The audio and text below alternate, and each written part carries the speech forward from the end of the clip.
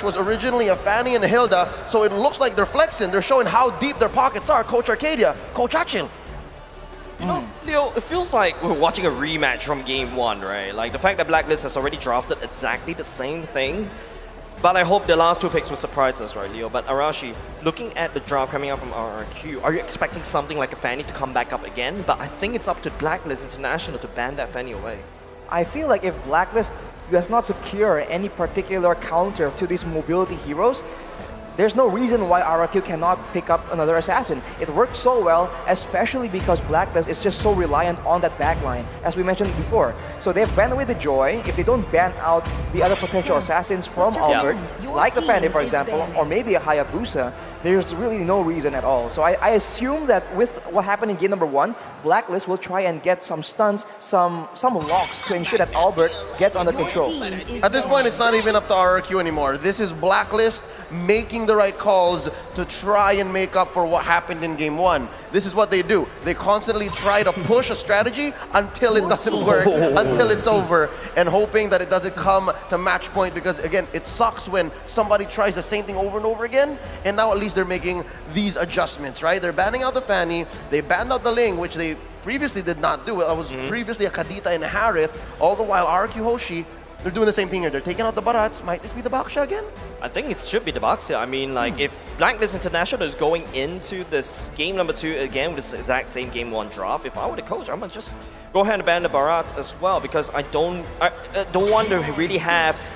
Oh, wow, okay, they're gonna leave it open. They're gonna ban Aldous instead. Was that so clear from the get-go? Or were they so sure that, all right, I'm not sure if it's Arcadia or Achille who goes, they're gonna go Aldous. This is a throwback to Season 8. Take it out. Maybe they feel like when the chips are down, Blacklist will default to something that always works, right? And this Aldous pick is just really, really solid. But another pick that we've seen quite often right now is that Granger as well. I wonder if that will be put to use, because when you talk about kiting, there is a possibility that they will try and utilize that tool. The Granger might not have to come up because Oheb is their marksman, right? And I think there was something to the whole Fredrin in the front, Estes and Farsa in the back. So I think that's where they'll adjust. Yep, behind every strong jungler is a strong supporter. That's basically the statement coming up from Wise and All My Venus as well. Wise being the front line to tank all the hits, whereas All My Venus just heal him out of control. That's basically Blacklist International strategy. That is their brand, right?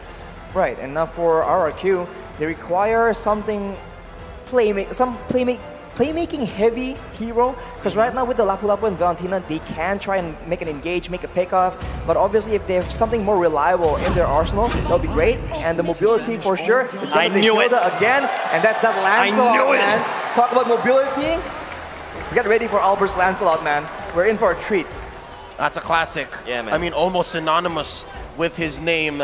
Baby Alien picks up the Lancelot, and Oheb picks up the same hero. So I'm guessing now they've learned a lot from game 1. Could this be the lineup? Again, it feels like it's deja vu, but could this be the lineup that breaks Blacklist's losing streak against Indonesian teams at M4? It's crazy because it's the same exact lineup. Literally! Literally the same exact lineup. I guess they did find moments of success, and they probably feel like it's all down to execution, right? Both teams were flexing their quote-unquote mechanical skill. So I think Blacklist is thinking that, okay, this time we won't make that mistake. We'll be more prepared. We've seen it once, right? And they'll try and match it again. But of course, as Jace has been talking about, the drafting phase is so important right now. I don't think they can really afford to just go with the same draft again. I feel like Blacklist International is just putting out a statement there. There's nothing wrong with what I'm doing. It's about the bans. Banning away the Fanny, banning away the Ling, banning away Joy. That's something that they did going into game number 2. That's a little bit of flexibility right there. But the Lancelot game though. Oh yeah. We're going to be throwing over to our Bahasa counterparts as we march into the land of dawn. But for you guys watching at home, welcome. This is game 2 of Blacklist International versus RRQ Hoshi. Look at this mirror start here. Baby Alien, Albert starting here as well. Wise. So again, we can expect the early game to be very similar. I think so. Both teams will just be trying to get their mid lane shoved in, get the jungle to start rolling, and now Lancelot against a Fredrin, right? Lancelot is very strong, a lot of output potential, but nowhere as oppressive as a Fanny in the early game, nowhere as much mobility. So maybe Blacklist can get a bit like a foot in the door right now to ensure that in the mid game they can actually get more success. Oh, my Venus already using the Aegis right off the bat, but I think it should be just in time for the turtle fight, right? But it's going to be a Blacklist International, right? Moving towards the gold side of the map. You want to make sure that Scarlet doesn't get the farm, make sure that OHEB gets enough pushing power. Oh, the flicker from Haji there, so that's off timing, at least for this first turtle. But then again, if game one is any indication, they're going to take their time with this turtle. I'm expecting at least maybe a purple delay play from Albert, and again, Wise is also taking his time, so we'll see if that timing falls into a place. 30 seconds until this first turtle spawns. That 1v1 between the Glue and the Lapu Lapu, we've seen it so much here at M4 so far. I'm thinking, what's Clay to steal? Oh, Albert coming in. No, I don't think there's anything you can do. Haji just go into, pigeon farm, just fly away. It doesn't really matter. He doesn't really care.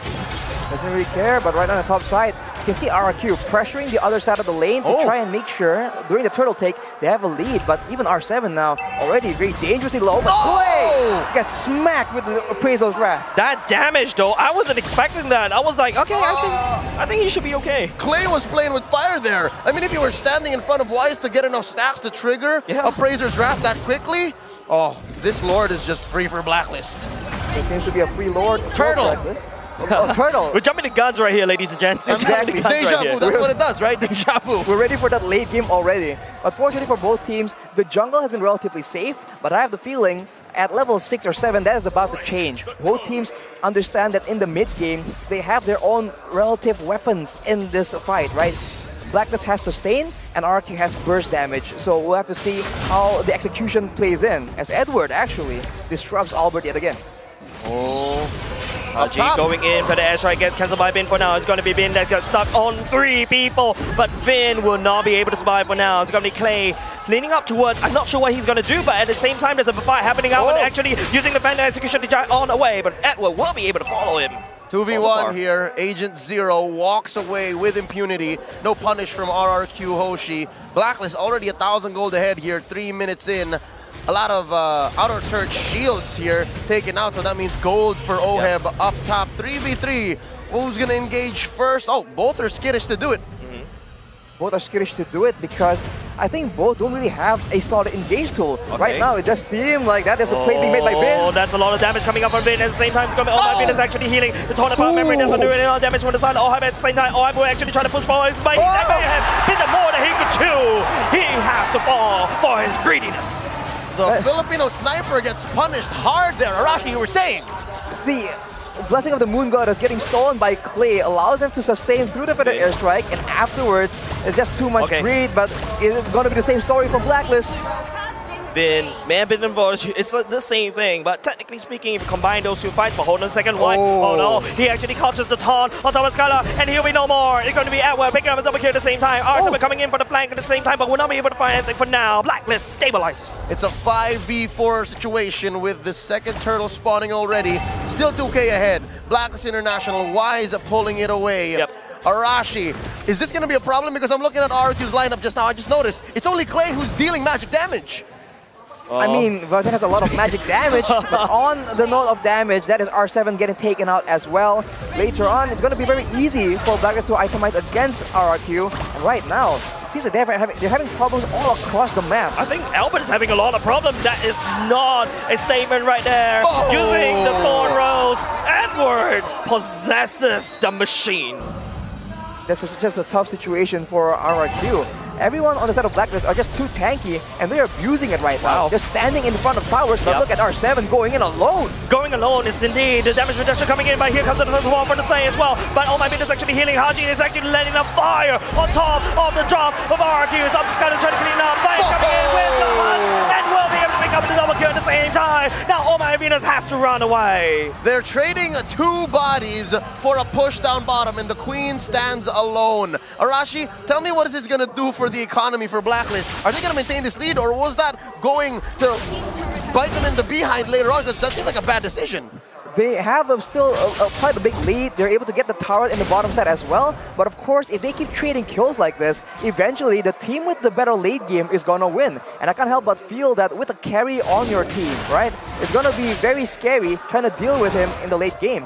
Of course, Haji on the far side can just zone away Skylar in these big fights, but we've seen how chaotic the fights can get. So Blacklist needs to be very careful and make sure that they don't let RRQ get anything back. Yeah, man, RRQ are doing what they can because this is Lancelot's debut. Vin, obliges. Oh, the big burst, not enough. Unfortunately, we're going to all head will be the one that takes down Vin. Trading for the Roman for now. RRQ. It's going to be actually Clay that trying to heal up Skylar, but Edward's coming for the flank. He's looking for the food, and he's going to go into a split. But Oheb snipes him down. 2 for 1. Oh my Venus falls. I'd say with Turtle 10 seconds away, you have Clay out of the picture here. Blacklist has an advantage. It's a huge advantage, and now Albert, he might try and go for a flashy play. Is it worth it though? There's so much burst damage in the hands of Blacklist. It's going to be very risky for him to even try anything. He might just be forced to let it go, but Edward will not let him go. Something to note as well, in the roughly 7 minutes that this game has elapsed, RRQ Hoshi have not pushed a major objective yet. A lot of damage coming from the Edward. He's just really trying to breach his first skill at the same time. Wise Horns going in. Albert was not able to find any form of entry, but Vin may be the one to be able to do that. But at the same time, it's going to be Oheb actually take down the top side as well. Edward just really trying to time. He goes into space as well, but runs into Edward as well. Haji, he's flying over, but not in just in time. The turtle will still get secured by Blacklist, but that's not enough. R7 looking for the engage. Wise, it's going to be a slow little collapse coming over Blacklist International. Haji, better airstrike going in. Oheb snipes down Clay, and they're trying to push mid lane. Maximum range, torn apart memory there from Oheb, popping Clay wide open. They're gonna convert into, is that a, that's, yep, that's steal. Purple, he stole it. Purple stolen by Wise, and of course, we saw earlier the turtle was stolen as well. This is a disaster coming in for RRQ. They seem to be just losing their way. They have no idea what to do, and Blacklist are just getting stronger and stronger, and with the range available, torn apart memory and feathered airstrike, RRQ, they're in a difficult spot right here. This is literally Blacklist telling me, hey, I'm not the problem, you're the problem. I'm banning away your fanny, I'm banning away your leg. My composition is solid. This is that statement. Yeah, no, they've converted these Ube engages into map presence, into siege balls for Haji and Oheb. Again, the Brody has to clear waves the old natural way, right? But with Oheb, again, as you say, Ooga Booga, I wreck turrets. That's what they've been doing here, which resulted in a 6K gold lead 8 minutes in. That's the macro play we've been talking about. RRQ, they don't only lose the objective, they lose members taken out by Blacklist, and they lose the tower on top side as well. And Blacklist are trying to push the tempo here, trying to make sure that the jungle is not safe. But the pincer in, going in for the back line at the same time. Oh, he's actually trying to peel, but here comes the heal coming up from Clay. And also, oh my goodness as well. It's going to be Haji. Flicker right into bad spikes. The Fed actually will be able to take down one member on the side. RRQ. It's going to be Wise and take down Clay at the same time. It's no an unfair trade in the favor of Blacklist International. 2 for none, and boy oh boy, they have eyes on this mid lane tier 2. Lord, level 1, 10 seconds away from spawning. I must say, I love Clay, right? But I love him more when he's playing heroes with massive range. He made the Farsa work earlier. He had the range advantage. He knows when to hook. But with the Valentina, you have to be in your opponent's faces. And if you're facing off against Blacks International with 7K ahead, it's not an ideal situation. If you're a squishy character right now, no, the fight. Oh, the fight ensues as well. Vin managed to catch Haji for now. It's going to be, oh my goodness, to take out R7 at the same time. The damage coming up on Oheb. The door to bomb memory coming out. We'll be able to input Vin into a body bag. Arashi, you were saying if you're squishy, this is what happens right here. Exactly. Burst damage coming in from all directions. Even Edward can delete you if you're too careless. And if you're now Clay and Skylar and Albert, they are all squishy and they are powerless to try and stop Blacklist from taking these objectives. Did you see just Wise soloing that Lord on his own? I did. I mean, it was off cam. It was on a small little screen, but yeah, I did. Yep. The world did. That's just how dominant Blacklist is right now. 9K gold lead. We saw that they had an advantage in the previous game, but not like this. Look at the items right here. For Haji, with the Divine Glaive already prepared, that's a lot of burst damage. And if you are trying to just melt down this Edward on this blue, there's just not enough items. Poison Sight and Golden Staff done for Skylar. It won't be enough to just break through the Dominance Ice and the two Kiras as well. Everyone across the board, say for Haji, has physical damage reduction. So that's why RQ Hoshi's engages are all the more, I guess at this point, trivial. It's so hard to find the finish. I think the biggest problem is that if you take a look at Clay's items, right, that is not a very good item if you are Valentina. Right now, Clay needs to try to steal the better airstrike because Haji could always walk up and just basically zone it up, and here he goes. It is going to be RQ that's really trying to defend. Skylar at the bottom side clearing it out. The Lord is actually getting killed very, very slowly. Skylar building on some damage. Blacklist, they touch and they go. They've already taken the prize. Good news, bad news. Clay has a feathered airstrike right now. Yeah. Bad news is they're inside their base, so they can only really take advantage of it. It's a win-win for now, but if Blacklist can find that engage again, Wise has been their initiation like this. And there we go. The better airstrike going in at the same time. It will not be able to control and crowd control and deny. The better airstrike is going to be Blacklist taking down the bottom lane turret at the same time. 4-member left. It is going to be Wise leading the pack, trying to charge. Albert trying to look for some lane right here to sing, but not being able to find anything for now. Oh my goodness, actually going in with the ultimate. Desperately, Blacklist is in a portable fountain. They have two base turrets, and now they're going for the third. Trying to airstrike yet again, and RQ, they are forced to respawn, but every time it happens, it's just the wrong respawn. It's R7 now taken very low, and Blacklist, they're looking for the end possibly. Oh no, that's ults and battle spells spent by RQ Hoshi. They're gonna have to defend. They have to defend. There's Vinny's already here as well. Wise is already taunted as well, but Albert's looking a little bit calling about memory, doesn't able to connect. It's going to be Blacklist, but there is no minutes. That one wave marching down, a slow march as Clay. The battle of the better airstrike. R7 trying to make the play. Will be able to fight. Oh, Evan will not be able to do so because Owen is desperately healing the bond. The core is getting back to the bond. Blacklist International. They are giving a statement. But Skylar, mega kill. Shuts down Edward. But look at the core. The HP is slowly. The defense coming through. But Blacklist International, they are still healthy. 3v4. RQ Hoshi. 3 Kings standing. Down goes Clay. Make that 2v4. Can they defend? It's Skylar left. Down goes Edward. It's just Skylar. It's just Skylar and RQ. Blacklist International takes game number 2. The curse has been broken. The streak ended. Blacklist International's first victory at M4 against an Indonesian team. They double down and use the same exact draft, and they get it done. As you mentioned, Leo, just the bands have so much impact right here, and they have shown it. RRQ, they try and do the same thing, but they do not have the same tools. So they are expecting the same